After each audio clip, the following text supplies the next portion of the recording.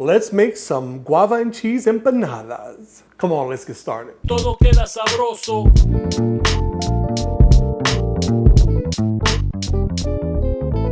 So when we think about empanadas, we think savory. However, you can make sweet empanadas where sugar is added to the dough and then you have a sweet filling like guava paste. And then we incorporate some type of cheese. Some people use cream cheese. Some people use queso fresco. I'm using queso blanco. Now, most people will use the guava paste that comes in a block like this, and then they'll just slice it and stuff it inside the empanada. But what I've found is that sometimes, whether you're baking or frying it, it doesn't really melt all the way through. So instead of the paste, I'm using guava preserves. Let's get started with the dough.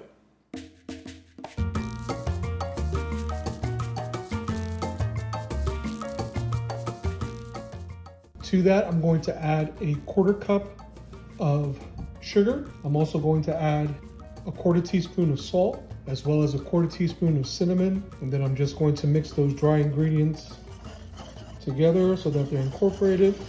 Then I'm going to add 8 ounces of unsalted butter that I cut in cubes. With a pastry cutter, cut that butter into the flour until it resembles coarse crumbs. Now we're going to add our wet ingredients. We're going to add 2 eggs, as well as a 1/4 cup of cold milk. You can use water as well. And we're just going to incorporate. Anytime you're making dough, at some point you definitely want to get your hands in there because you want to feel the dough and feel the texture. If you need to add a little bit more milk, or if it's too wet, a little bit more flour. Okay, as you can see, the dough is coming together in a ball, and there's no flour on the bottom. Now we're just going to knead it for a little bit.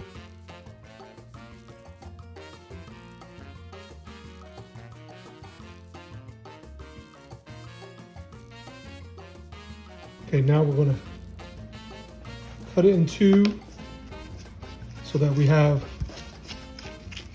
2 separate balls.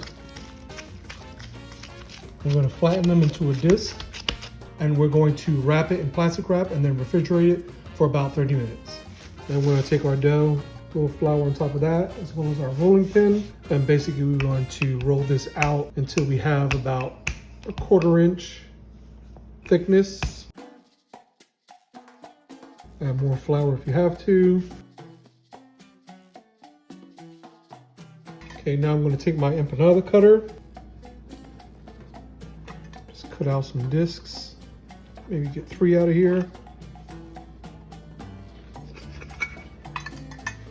Okay, so now we're going to assemble our empanadas. We have our empanada maker. If you don't have an empanada maker, you could just use a fork to seal it in, but this is great because it has that nice design on the edge.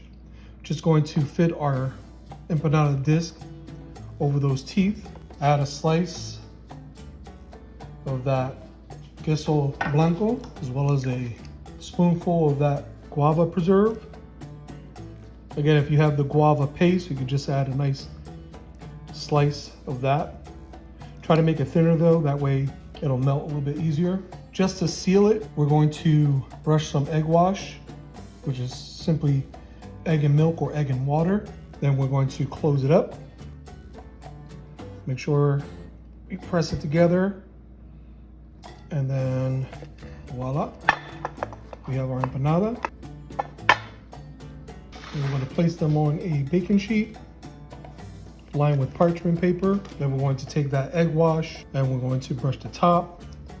That way, as it's baking, you get a nice color.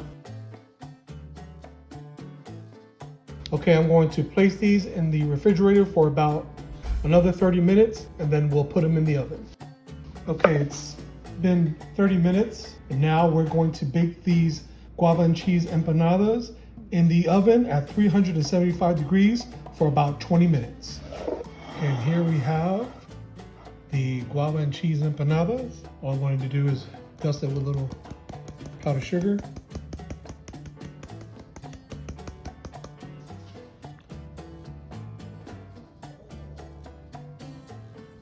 Delicious.